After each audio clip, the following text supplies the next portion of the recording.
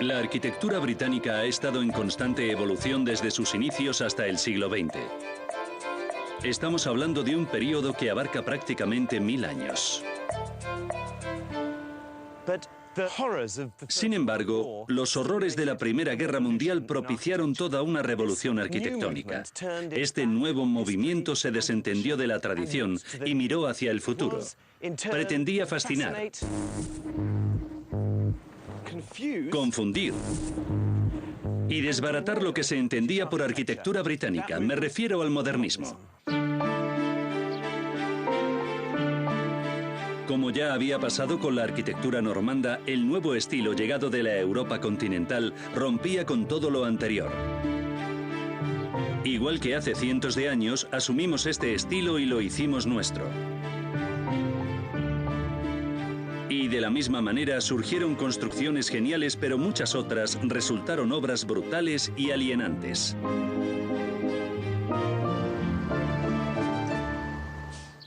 Esta es la historia de la arquitectura británica durante el siglo XX.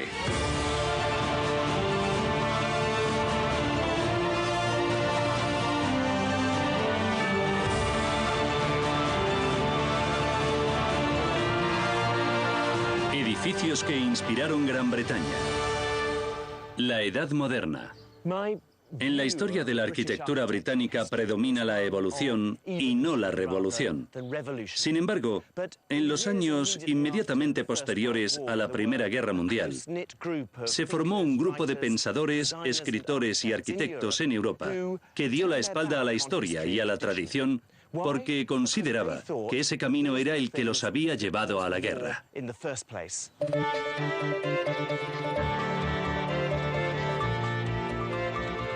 Tras siglos de evolución arquitectónica, la revolución se puso de moda. Había llegado el modernismo. Esto era lo que rechazaban los modernistas. Edificios de los primeros años del siglo XX, profusos en ornamentos que se inspiraban en el pasado. Esto representaba la antítesis del modernismo. Justificaban sus puntos de vista con nuevas teorías, cada cual más radical. La arquitectura se había convertido en un ejercicio intelectual. Simplicidad y funcionalidad eran conceptos de futuro. La historia era literalmente algo del pasado. La llegada del modernismo a Gran Bretaña tras la guerra podría equipararse a la llegada del románico normando tras la invasión del año 1066. Era un estilo completamente nuevo, que se desentendía del pasado, estaba cargado de contenido político y le cambió la cara a Gran Bretaña. El arquitecto húngaro Erno Goldfinger diseñó estos 3 adosados en Willow Road, Hampstead, en 1939.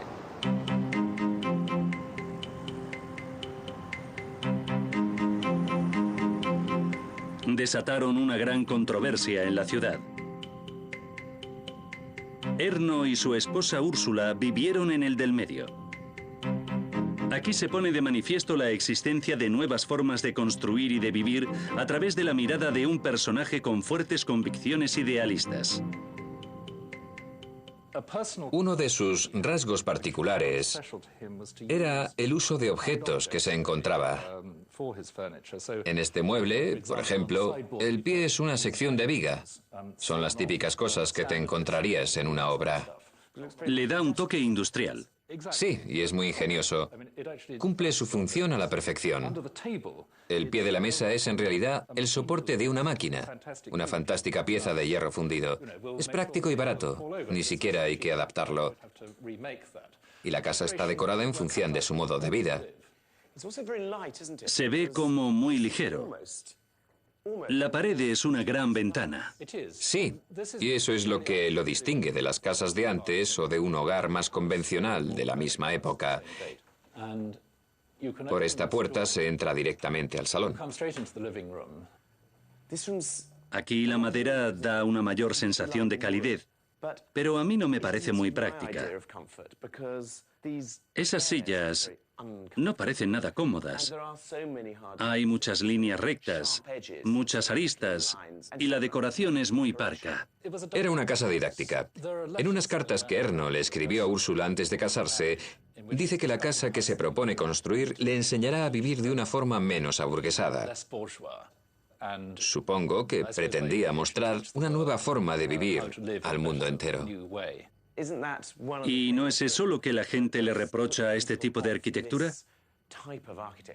Es como si creyeran tener por misión mostrar al pueblo una nueva forma de vivir, más moderna y que ellos presuponen mejor que cualquier otra. Se trata, en cierto sentido, de una cuestión de fe. Hay que creer.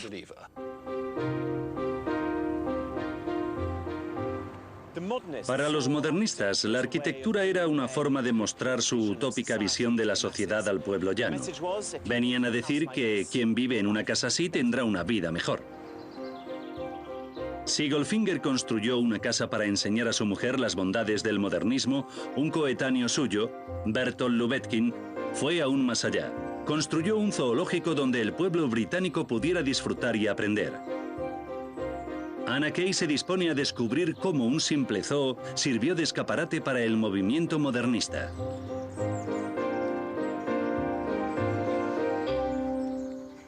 ¿Qué es lo que pretendía conseguir con el zoo de Dudley?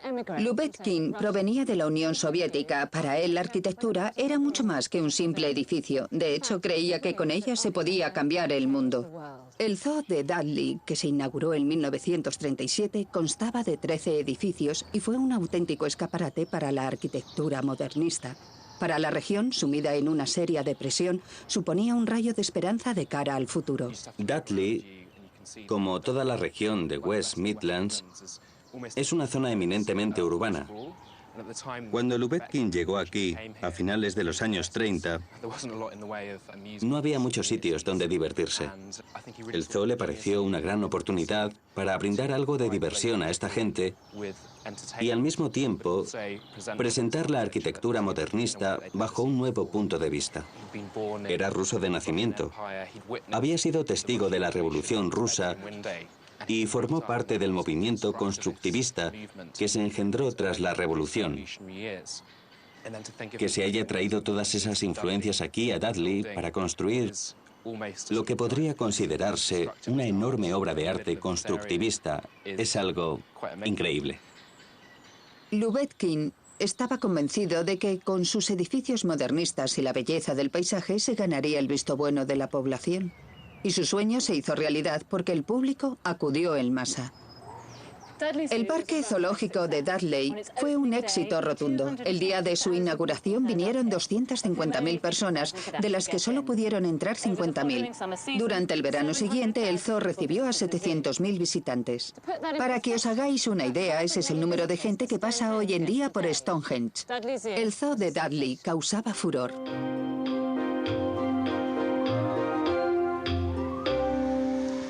El zoo de Lubetkin era una premonición. En el Dudley de los años 30, mucha gente vivía en condiciones miserables. El zoo anunciaba un nuevo modelo de vida, más limpio, elegante y moderno. Era el patrón con el que crear un nuevo mundo.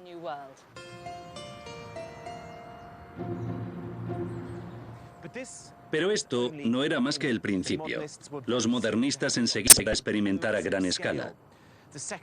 La Segunda Guerra Mundial destruyó el centro de muchas ciudades británicas que tendrían que ser reconstruidas. Pero, ¿tendría éxito este utópico experimento? Entre 1939 y 1945 cayeron 74.000 toneladas de material explosivo sobre Gran Bretaña. Hitler tenía dos ideas en mente: cercenar las ciudades industriales y desmoralizar a la población destruyendo monumentos y edificios históricos. Coventry era uno de los objetivos principales. Solo en esta ciudad la guerra provocó 1.500 víctimas mortales. Tras el conflicto, los supervivientes necesitaban símbolos que les ayudasen a recuperar la normalidad. En este sentido, una de las tareas más importantes era la reconstrucción de la catedral. opinión, este fue uno de los grandes éxitos arquitectónicos de la posguerra. La ciudad se vio ante un dilema: reparar este precioso templo medieval o construir uno nuevo de estilo modernista.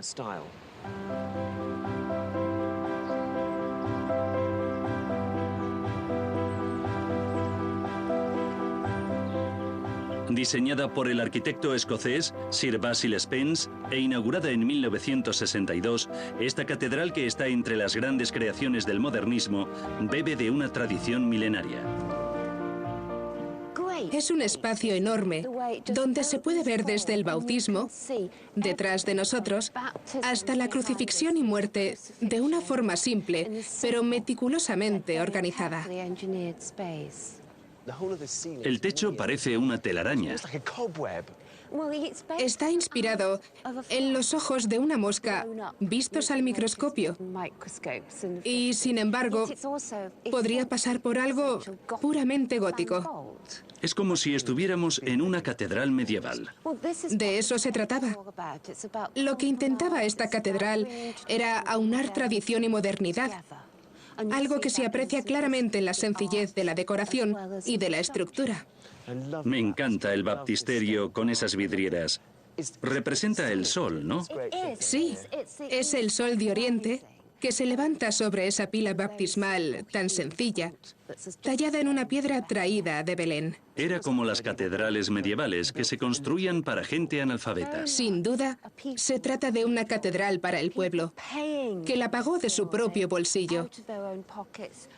Spence recaudó muchísimo dinero de la gente de a pie, porque la iglesia y el ayuntamiento no estaban muy por la labor. Él se convirtió en una figura pública, y este era un edificio público.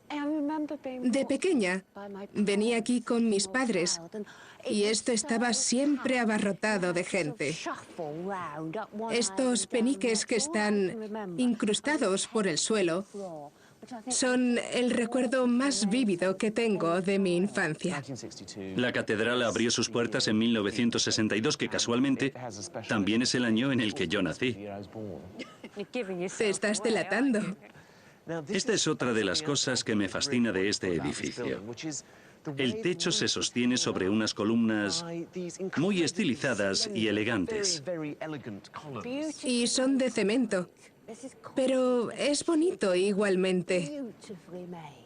Parecen de piedra. Y fíjate cómo es la base.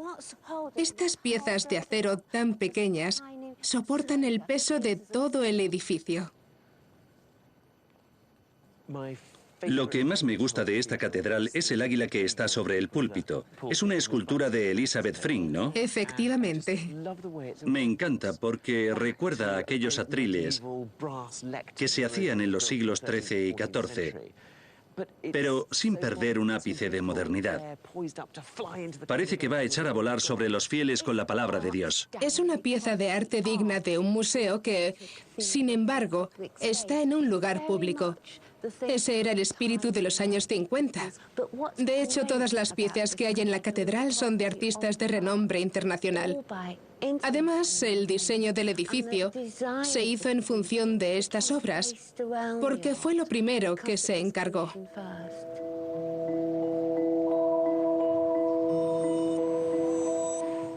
Aunque a simple vista, ambas catedrales no tienen nada en común en cuanto a su estilo,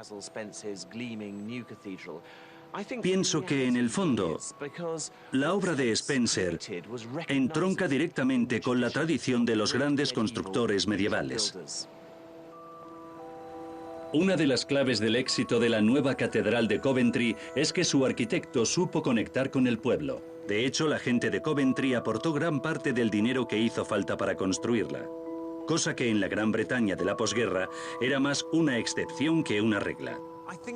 La característica más importante de la arquitectura de la posguerra era que se trataba de un asunto de Estado. Todo se estaba nacionalizando. Grandes zonas de nuestras ciudades quedaron reducidas a ruinas por las bombas y el Estado tuvo que actuar. O sea que quien ponía los fondos para construir eran o bien los ayuntamientos o bien el gobierno central. Apenas había iniciativas privadas, algo que influenció profundamente lo que se construía.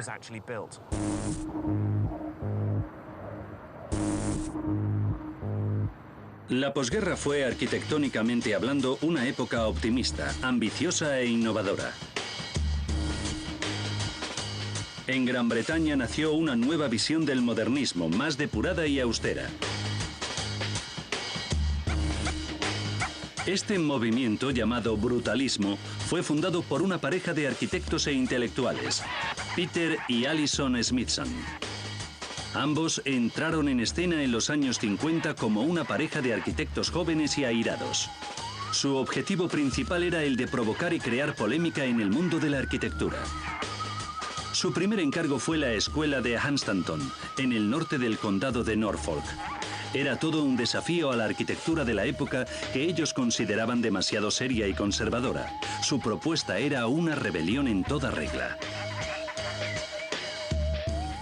Los Smithson se propusieron crear un nuevo tipo de escuela, alejado del modelo contemporáneo, que les parecía un poco cursi.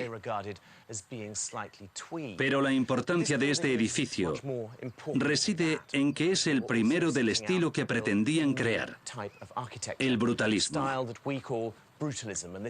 Era un estilo muy intelectual, muy teórico, tanto que la pareja ni siquiera vino a ver el lugar antes de diseñar el edificio.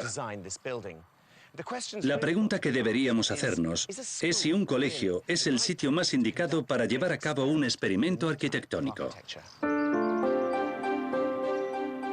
Esta escuela de secundaria, que parece un cubo de cristal y acero, fue diseñada para acoger a 450 alumnos en 1954. Nunca se había visto nada parecido en Gran Bretaña. Era realmente innovadora.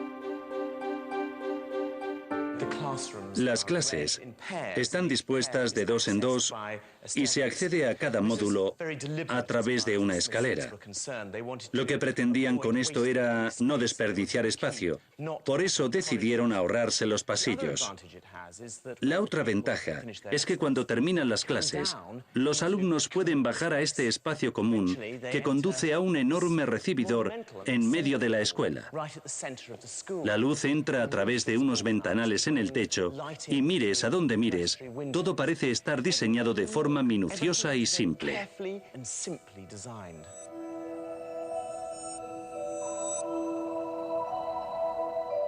En los años 50, estos eran los servicios masculinos número 5.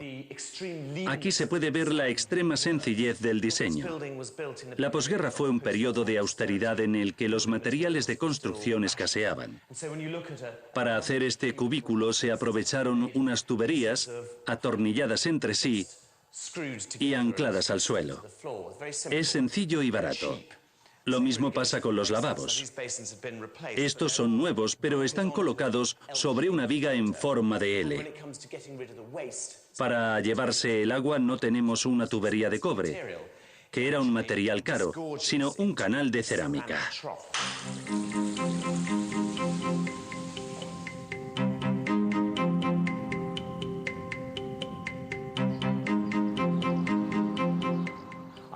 Querían demostrar que en arquitectura la belleza no es lo único que cuenta y pretendían poner de manifiesto esa honestidad con los materiales de construcción típica del modernismo.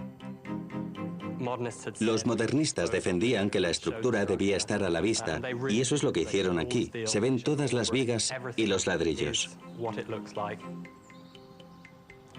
Los arquitectos más veteranos se tomaron este edificio como una ofensa personal.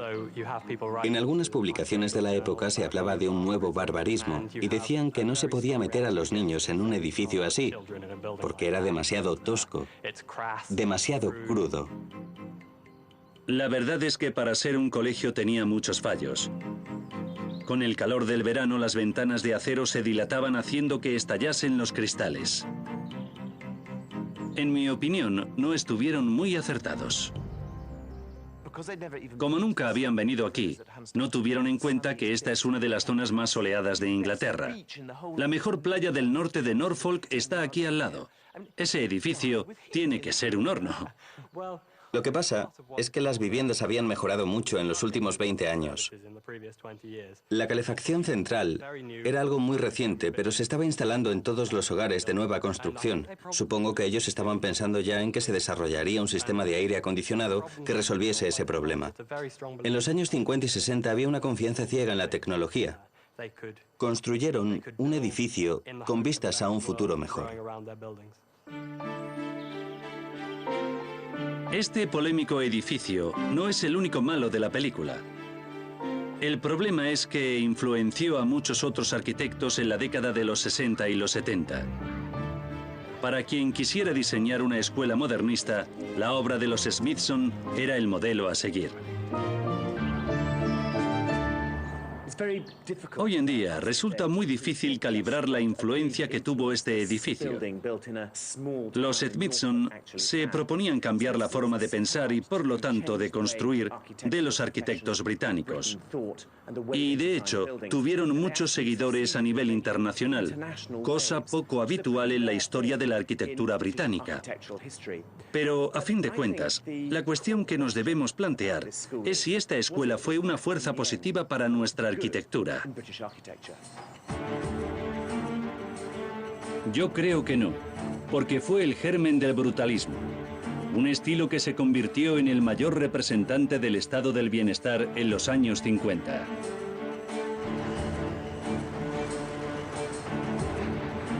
Gran Bretaña necesitaba viviendas para alojar a una población en aumento y los ayuntamientos recurrieron a estos arquitectos, que prometían construir rápido y barato.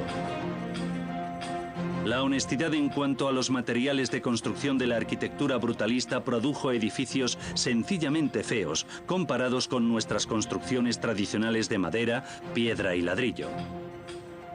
Como empleaban materiales baratos, a veces también sufrían desastrosos problemas estructurales. Lo peor es que la construcción de estos edificios coincidió con un aumento del vandalismo y de la delincuencia durante los años 70. El miedo se instaló en los pasillos y las escaleras de estos edificios. Ante este panorama, Peter y Alison Smithson presentaron uno de sus últimos proyectos. Los Smithson eran los gurús del modernismo. En sus escritos se encontraba la justificación intelectual del movimiento en Gran Bretaña. El caso es que construyeron muy poco en nuestro país. Pero, ¿qué ocurrió cuando recibieron un gran encargo del Estado?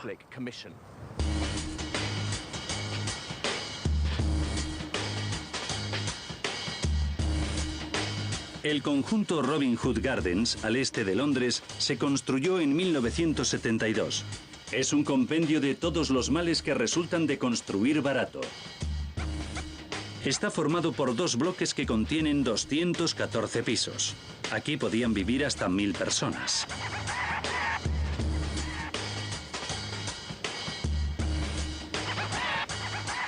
Esto es lo que los Smithson llamaban calles en el cielo. El concepto pretendía trasladar el espíritu de comunidad de las calles de adosados a los grandes bloques de pisos. Pero no les salió bien. Cuando se acabó de construir, los británicos no querían vivir en un sitio así. Los modernistas buscaban un nuevo mundo, pero la gente aspiraba a vivir en edificios que les resultaran familiares, no alienantes.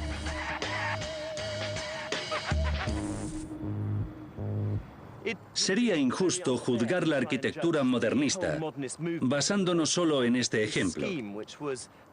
Pero la verdad es que se desarrollaron una serie de elementos que nada tenían que ver con nuestras ciudades. Estos edificios estaban hechos de cemento gris, cuando lo que predominaba eran materiales más cálidos como la piedra y el ladrillo. Eran estructuras altísimas que llamaban la atención en medio de tantas viviendas bajas y propiciaron el desarrollo de carreteras que rompieron la estructura tradicional de nuestras calles. Es cierto que este edificio tiene una gran importancia histórica, pero sus consecuencias fueron nefastas. El modernismo estaba dejando su huella en los edificios públicos tales como las escuelas o los bloques de viviendas, pero pronto surgirían proyectos que transformarían ciudades enteras según los dictados modernistas. El modernismo era un movimiento de visionarios. Sus expectativas iban más allá de construir casas y zoos. ¿Qué ocurrió entonces cuando les dieron la oportunidad de remodelar una ciudad entera? Stephen Parisian se dispone a investigar la utópica reconstrucción de su ciudad natal, Plymouth, el núcleo urbano que salió peor parado de los bombardeos de la Segunda Guerra Mundial. Mucha gente cree que las ciudades británicas se modernizaron como consecuencia de los bombardeos alemanes, pero eso no es del todo cierto. Muchos arquitectos modernistas tenían en mente una nueva y utópica organización urbana antes de que empezara la guerra. Para comprender la historia de la reconstrucción de mi ciudad natal, fui a ver a Jeremy Gould, profesor de arquitectura en la Universidad de Plymouth. En los años 30, la arquitectura victoriana era algo perteneciente a un pasado lóbrego. Aquí hay una foto aérea de esas callejuelas que ellos veían sombrías e insalubres. Parte de esas quejas tenían fundamento. La tuberculosis era un problema grave en las ciudades, igual que el tifus y el abastecimiento de agua. En los años 30 el modernismo postulaba un modo de vida sano en el que el ejercicio y la luz tenían un papel importante. Y claro, una ciudad victoriana no parece un lugar ideal en ese sentido. La arquitectura victoriana estaba pasada de moda, y esa generación la rechazaba simplemente porque pertenecía a otra época. La destrucción de la Segunda Guerra Mundial les brindó la oportunidad de borrar la antigua ciudad del mapa. El Plymouth de la posguerra pretendía ser la materialización de un modernismo utópico, pero ¿consiguieron lo que se proponían los grandiosos diseños de todos esos arquitectos? Plymouth fue la ciudad más bombardeada durante la guerra, pero tampoco arrasaron con todo. Estas fotos son de después del conflicto y todavía se ven casas victorianas. Durante la guerra se dinamitó todo edificio que estuviese ligeramente dañado. Lo que estaban haciendo en realidad era despejar la ciudad para poder llevar a cabo el proyecto que Sir Patrick Abercrombie presentó en 1943. No era el primer proyecto de estas dimensiones que se ponía en marcha. Más de 200 años antes, la zona nueva de la ciudad de Edimburgo se construyó partiendo de la nada. Sin embargo, aquello se materializó gracias a la iniciativa privada, mientras que en el caso de Plymouth se trataba de una ciudad subvencionada por el Estado. Desde aquí arriba se aprecia claramente cuál es la zona que se reconstruyó. A lo lejos se ve la antigua ciudad victoriana, y esa calle principal que vemos aquí es el eje de la nueva zona, ¿no? La idea se basaba en la existencia de zonas bien diferenciadas. Esa es la zona comercial, ahí están los edificios públicos. Las iglesias están todas en el lado sur y en el oeste estaban los teatros. Esta sería la zona más rica de todas, con ese imponente banco presidiendo la avenida principal. Esa es la zona más completa. Con el tiempo, la ciudad se fue extendiendo hacia el norte. El presupuesto se fue agotando, con lo que la calidad de los edificios que se construían también se vio afectada porque simplemente ya no podían permitirse cosas así. Uno de los edificios al que no afectó el posterior recorte de presupuestos fue este, el sustituto modernista de lo que había sido un mercado victoriano. El Plymouth moderno incorporó ciertos elementos de la ciudad victoriana. El mercado era un referente local antes de la guerra, así que decidieron construir esta versión moderna empleando materiales de la época, es decir, cemento. Y no está nada mal. El interior es impresionante, muy alto y luminoso. A mí me encanta. Es la catedral del comercio, por decirlo así. El techo está hecho con finas planchas de cemento abovedado, un material revolucionario en su época. O sea que buscaron un nuevo envoltorio para una actividad tradicional. Exacto, y la tradición continúa. Sin embargo, en las zonas periféricas a las que llegó menos dinero, se construyeron interminables hileras de sosos escaparates. Es precisamente en estas zonas donde se encuentra uno de los peores ejemplos de la arquitectura pública de los años 60 y 70, que desafortunadamente nos resulta tan familiar: las torres de aparcamiento al aire libre. Lo que Abercrombie y sus colegas no sabían es que en las décadas posteriores a la Segunda Guerra Mundial, el uso del coche se dispararía. La respuesta que se dio a este incremento en los años 60 y 70 fue cuando menos decepcionante. Consistió en levantar estructuras como esta en medio de la ciudad. Últimamente, el ayuntamiento intentó aliviar el daño ajardinando la fachada exterior. Pero el resultado sigue siendo el mismo: una fea mole de cemento que nada tiene que ver con la visión de Abercrombie. Aunque estoy siendo bastante duro con la arquitectura que surgió inmediatamente después de la Segunda Guerra Mundial, la verdad es que fue un periodo muy interesante. Los materiales de construcción escaseaban y los arquitectos tenían que llevar su arte al límite. Así, algunos de los edificios que se crearon son de una factura extraordinaria. De hecho, los edificios más llamativos de la posguerra se construyeron en cemento. Ed McCann se dirige al Stockwell Garage para comprobar cómo se superó la escasez de acero de la posguerra a base de ingenio y cemento para crear uno de los grandes edificios de Gran Bretaña. Tras la Segunda Guerra Mundial, Londres era una ciudad en reconstrucción. Muchas cosas estaban a punto de cambiar. Y una de ellas era el transporte público. Antes de la guerra, la gente se movía en tranvía por la ciudad. Pero ahora lo veían como un medio de transporte incómodo y demasiado rígido porque tenía que ir siempre por las vías. Fue entonces cuando se desarrolló el sistema de autobuses, que eran más rápidos y flexibles en sus recorridos porque no necesitaban vías. A la gente le encantaba. Y si los trenes del siglo XIX tenían terminales monumentales, el autobús no iba a ser menos. Esta es una de ellas.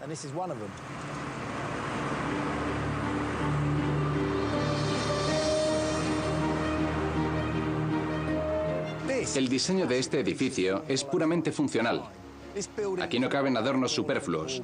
Lo que importa son los autobuses. Si aquí van a tener que maniobrar 200 autobuses, será mejor que no haya columnas. Cuando se construyó, esta era la mayor cubierta de cemento sin columnas de toda Europa.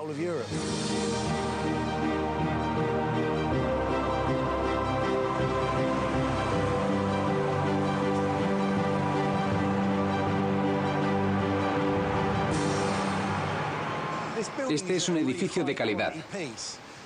Tiene más de medio siglo, pero la verdad es que no aparenta más de 5 o 10 años. Así, a simple vista, apenas se aprecia deterioro alguno. Y si lo observamos de cerca, se ve que está muy bien pensado. Las superficies son muy resistentes y casi no requieren mantenimiento.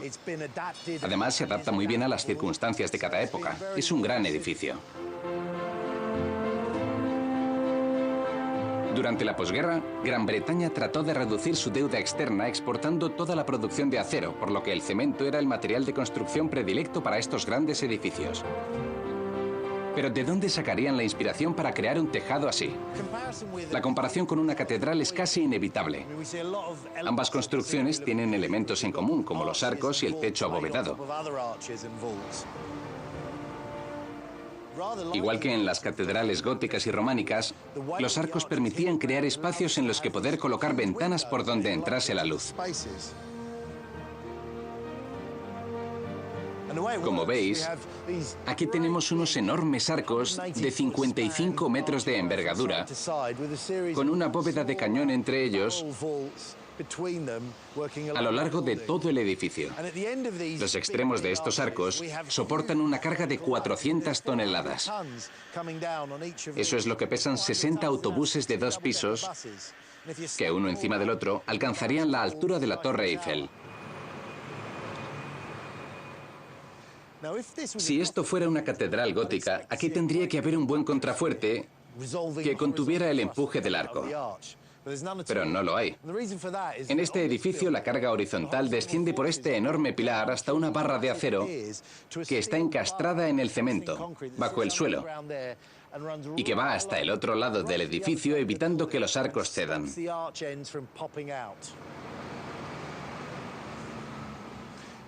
Me encanta este tipo de edificios industriales por su sencillez y su funcionalidad. Estoy seguro de que no intentaban hacer algo bonito. Pero prestando atención a la función estructural del edificio y teniendo en cuenta su envergadura, dieron con una solución que a mí me parece fantástica.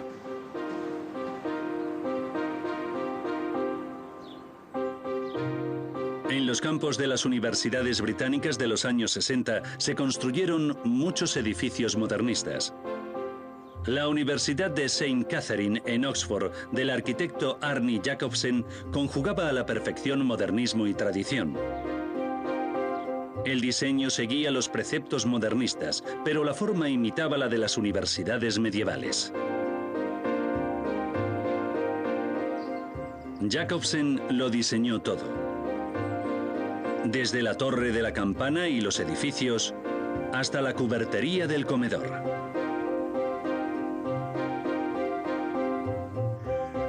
Pero mi universidad preferida de las que surgieron en esta época es la de Anglia Oriental, en Norwich, construida en 1968 por Dennis Lasdun. Me encanta esta especie de pirámides escalonadas. Creo que es una de las pocas obras de arquitectura moderna que sigue ese patrón. Una de las características de la arquitectura de Lasdun es que en vez de proponer una solución abstracta a un problema y plantarla luego en cualquier sitio, siempre tiene en cuenta el emplazamiento de su obra cuando la diseña. En este caso tenemos un valle con una pequeña elevación en el centro y ha colocado los zigurats de tal manera que tengan la mejor vista posible. Es una respuesta muy específica para un lugar boscoso, con agua y una ligera pendiente. Al contrario de la escuela que hicieron Peter y Alison Smithson en Hunstanton, ellos la habrían hecho igual en Marte que en España. Exacto. Esta universidad forma parte del entorno que la rodea. Sí, sin duda. Se integra en el paisaje y resalta sus cualidades.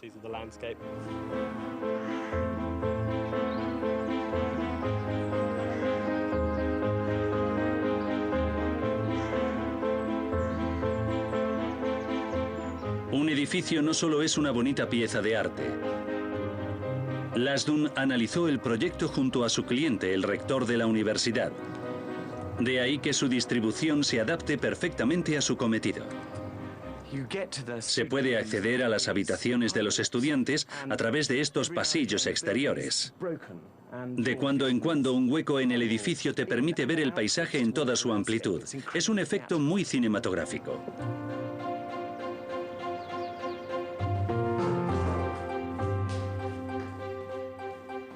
En lugar de disponer todas las habitaciones a lo largo de alienantes pasillos, usó un truco que ya se empleaba en las universidades de Oxford y Cambridge: organizarlas en torno a las escaleras. El objetivo principal era tener el mayor número de habitaciones posible, así que no son muy espaciosas, pero adaptaron el mobiliario para aprovechar al máximo los espacios. Lo más impresionante es la vista que tienen. Al entrar en la habitación, nuestro campo de visión se extiende hasta el horizonte. Además, era una residencia muy democrática, ya que eran los estudiantes de los primeros cursos los que tenían las mejores vistas. Para que de este modernismo de cemento, acero y cristal salga una obra buena, han de hacerse muchas malas. En mi opinión, la clave del éxito está en saber relacionar el edificio con su entorno. Lo que demuestra esta universidad es que, en manos de un gran arquitecto como Lasdun, el modernismo de los años 70 es capaz de lo mejor.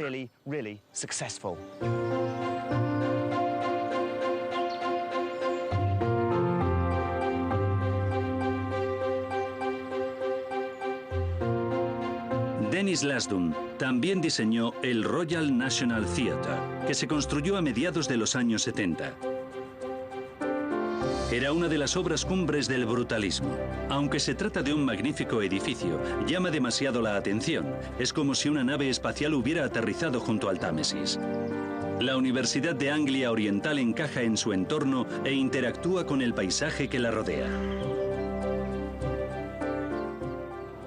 Si el edificio de la Universidad de Anglia Oriental recibe tantos elogios, es porque ha sabido dar una respuesta adecuada a su contexto. Y ahí está el meollo de la cuestión. Muchos de los edificios que se construyeron con fondos públicos en las ciudades británicas de la posguerra entraban en conflicto con el lugar en el que estaban.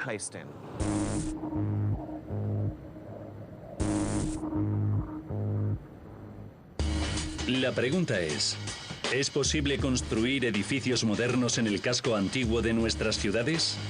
¿Y qué tipo de arquitectura nos traerá el siglo XXI?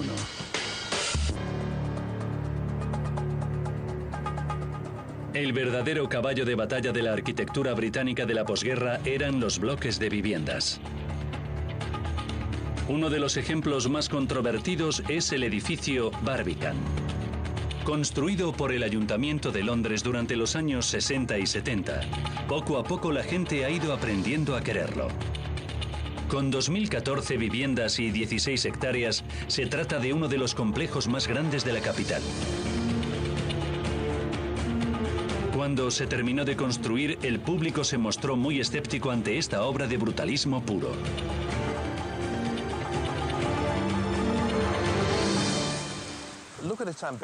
Es ambicioso, monumental.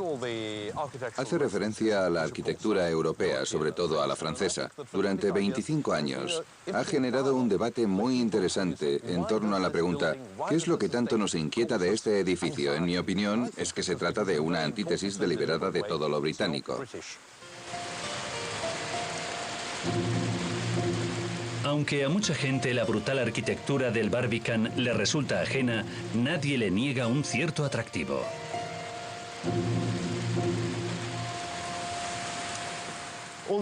No hay duda de que este es un edificio que rompe con el pasado, pero también contiene algunos guiños históricos. Está construido sobre las ruinas de una antigua fortaleza romana y no me parece demasiado aventurado imaginar que esa agua podría hacer alusión a un foso y este paso elevado a un puente levadizo. Además, ¿qué es una barbacana sino una torre de defensa? En mi opinión, el Barbican es una magnífica obra arquitectónica, pero también tiene sus fallos, entre ellos su absoluta ruptura con el modelo urbano de Londres. Su éxito como edificio modernista se debe fundamentalmente a dos razones. En primer lugar, su ubicación, en el corazón de la capital financiera del país, que hizo que todo el mundo quisiera vivir aquí. Y en segundo lugar, por la enorme cantidad de dinero que el ayuntamiento invierte en su mantenimiento. Sin ese dinero, los complejos residenciales del modernismo están condenados al fracaso.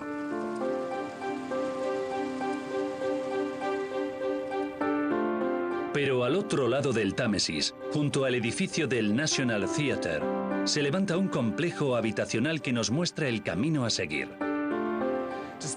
A pesar de los muchos problemas que presenta la arquitectura británica de la posguerra, hoy en día se están construyendo algunos edificios excepcionales, muchos de los cuales demuestran haber aprendido de los errores del pasado. Uno de mis favoritos es la urbanización Coin Street, en Waterloo. A principios de los 80, se había previsto construir edificios de oficinas en esta parcela, pero los vecinos protestaron y decidieron comprar el terreno. ¿Y qué decidieron construir? Una versión actualizada de la típica plaza georgiana, constituida por 59 casas adosadas. Nada de pisos minúsculos. A pesar de ser totalmente modernos, están anclados en la tradición.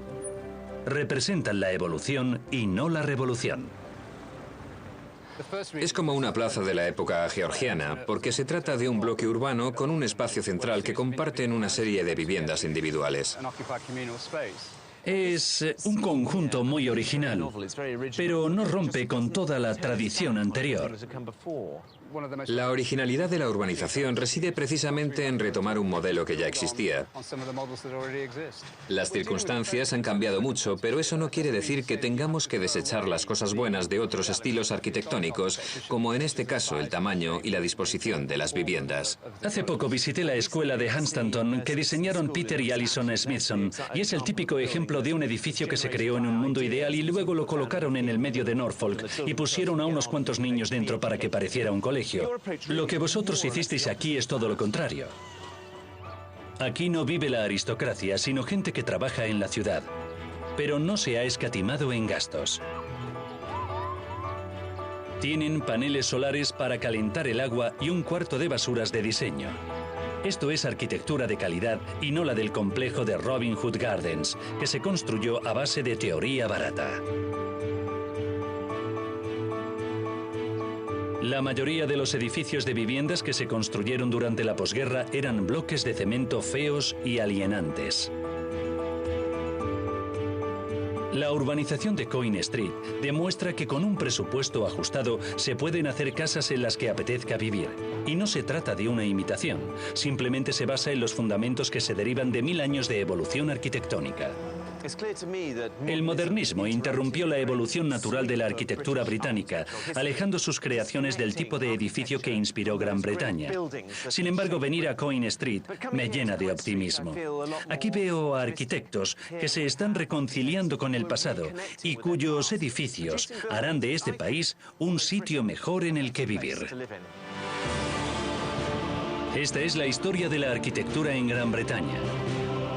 Es una historia que prima la evolución en detrimento de la revolución. Una historia que surge de nuestra singularidad. Cuando nos llega un nuevo estilo, nos lo apropiamos, lo embellecemos y lo decoramos.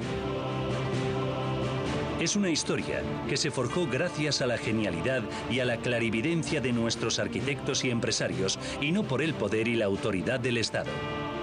Es una historia moldeada por el hecho de que vivimos en una isla, a menudo alejada de las corrientes que se extendían por el resto de Europa. Una historia que vamos creando conforme avanzamos. Es una historia que nace de nuestro ingenio innato y de nuestro deseo de experimentar e innovar.